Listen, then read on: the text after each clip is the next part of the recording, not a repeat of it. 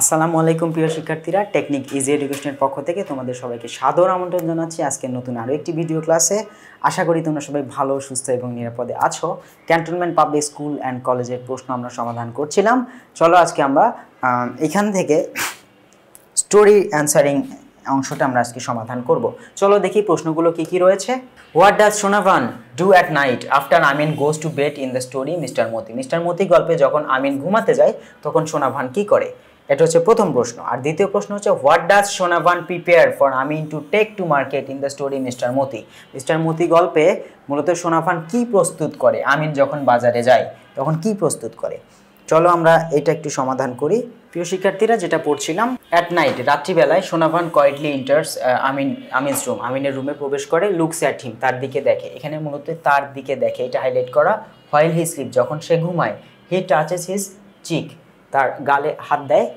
Feeling এ desire একটি অনুভূতি তার মধ্যে কাজ করে, আকাঙ্ক্ষা বা ইচ্ছা কাজ করে।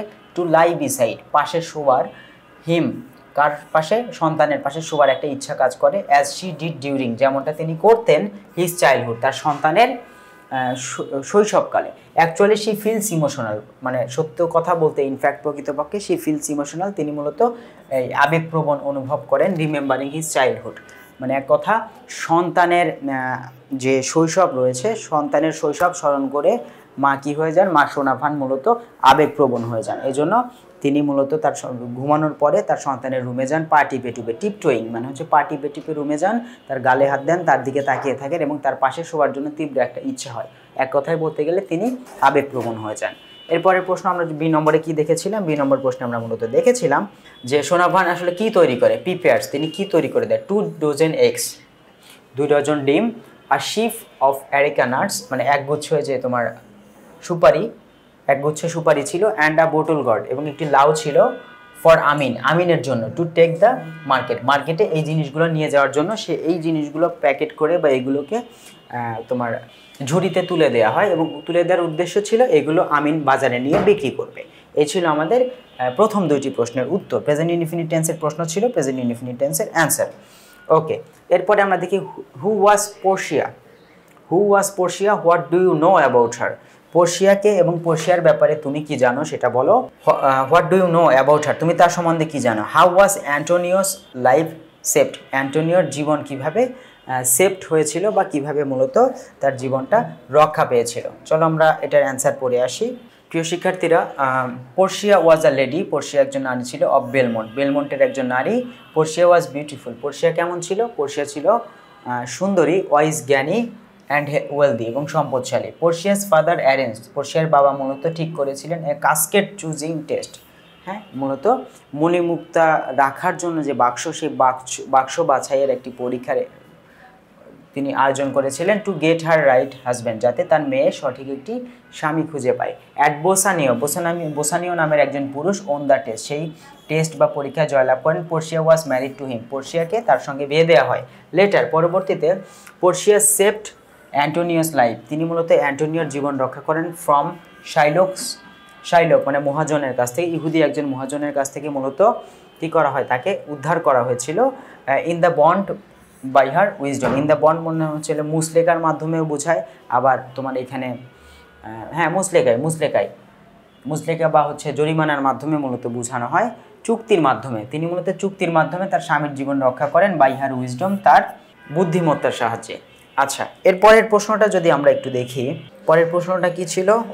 How was Antonio's life saved, অ্যান্টোনিওর জীবন কিভাবে রক্ষা করা হয়েছিল।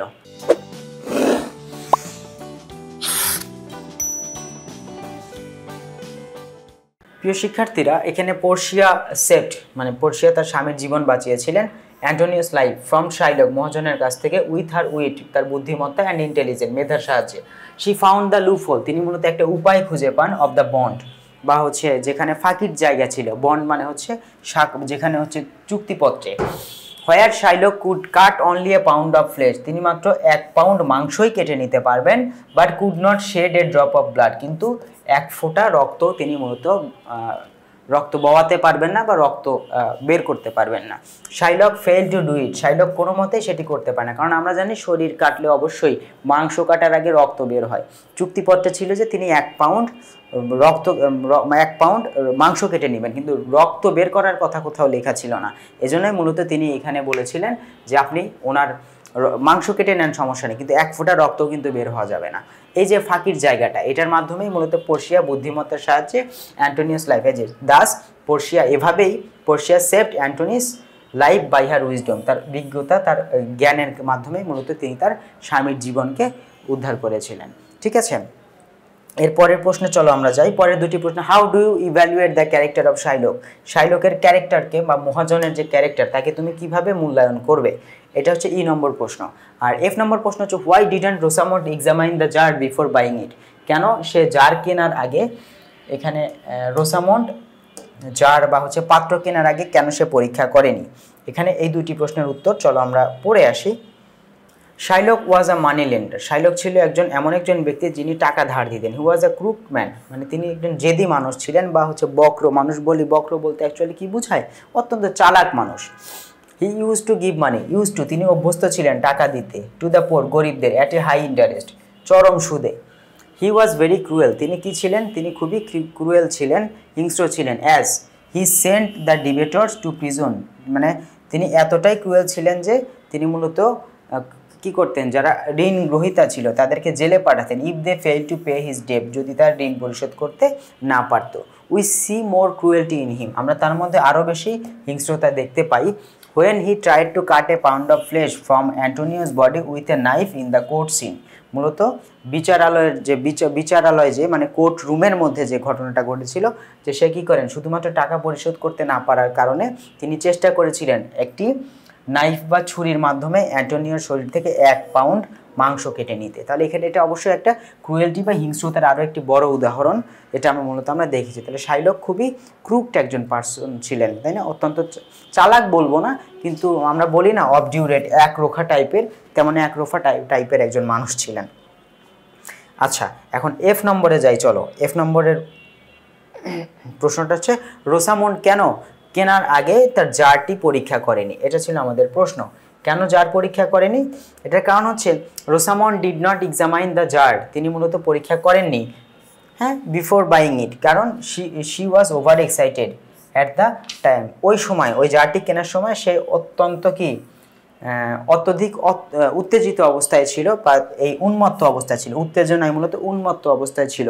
ঠিক আছে, যার কারণে সে কী করেনি, এক্সামাইন বা পরীক্ষা করেনি, জারটি মূলত তিনি পরীক্ষা করেননি। ঠিক আছে, কারণটা এটাই। এখন এরপরের প্রশ্ন যদি আমরা যাই, পরের প্রশ্নটি কি আছে, Rosamond what did Rosamond find inside the jar when she opened it in purple jar, যখন এই পার্পল জারটি খোলা হয় তখন মূলত রোসামন্ড এর ভেতরে কি খুঁজে পান, ভেতরে মূলত কি খুঁজে পেয়েছিলেন। আমরা অদ্ভুত একটা জিনিস এর মধ্যে দেখি, রোসামন্ড ফাউন্ড সামথিং ডার্ক, কিছুটা অন্ধকারাচ্ছন্ন কিছু একটা পান, অ্যান্ড টেরিবলি স্মেলি, এবং এটার থেকে ভয়ানক রকমের বাজে গন্ধ আসছিল, তীব্র ঝাঁঝালো গন্ধ।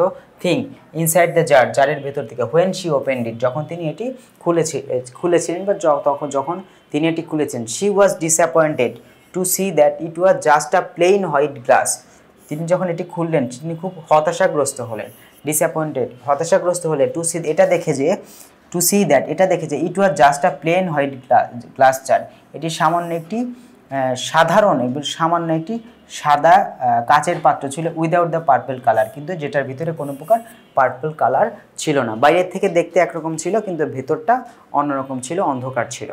যাই হোক, আমরা শেষ প্রশ্নে চলে আসছি। চলো, আমরা শেষ প্রশ্নটা কি ছিল, শেষ প্রশ্নে দেখেছি what did the joyous mood at Belmont turn sad, মানে কেন আনন্দঘন মুহূর্তটি, বেলমন্টের আনন্দঘন মুহূর্তটি মানে তোমার দুঃখের রূপ নেয়, এর কারণটা কি। চলো, আমরা পাস্ট ইনডিফিনিট টেন্সের প্রশ্ন ছিল, আমরা পাস্ট ইনডিফিনিট টেন্সের অ্যান্সারটা দেখে আসি। এখানে আমাদের মূলত অ্যান্সারটা হবে the joyous mood at Belmont turned into, রূপান্তরিত হয় স্যাডনেস, হ্যাঁ, টার্নড ইনটু স্যাডনেস। এখানে জয়াস মুড হচ্ছে নাউন ফ্রেজ আর কি, জয়াস মুড নাউন ফ্রেজ, এই জন্য এখানে কি আসছে, নাউন আসছে। তো এখানে টার্ন ইনটু স্যাডনেস, কষ্টের রূপ নিয়েছে। For the sad letter of অ্যান্টোনিওর মানে হচ্ছে তোমার কষ্টে ভরা বা হচ্ছে দুঃখে ভরা পত্রটি বা পাওয়ার পরেই মূলত কি হয়েছে, বা ভালো মুহূর্তটি মূলত কি হয়ে গেছে, দুঃখের রূপ নিয়েছে। যাই হোক প্রিয় শিক্ষার্থীরা, আশা করি তোমাদের আর কোনো সমস্যা নেই এইটুকুতে। পরবর্তী কোনো একটি ক্লাসে ইনশাআল্লাহ তাআলা আবার তোমাদের সঙ্গে দেখা হয়ে যাবে। সে পর্যন্ত তোমরা সবাই ভালো থেকো, সুস্থ থেকো, নিরাপদে থেকো। আসসালামু আলাইকুম।